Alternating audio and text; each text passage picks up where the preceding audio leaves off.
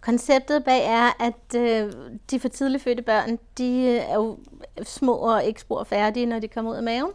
Så inde i maven, der ligger de og berører navlestrengen. Og sprutte armene er sådan set navlestrengen, når de kommer ud igen.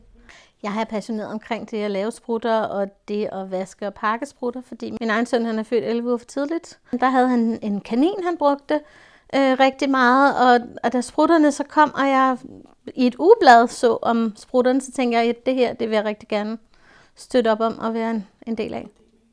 Så havde jeg hæklet et halvt års tid og blev inviteret med til et arrangement af nogle af de sprutteambassadører, så den ene, hun ville gerne trække sig.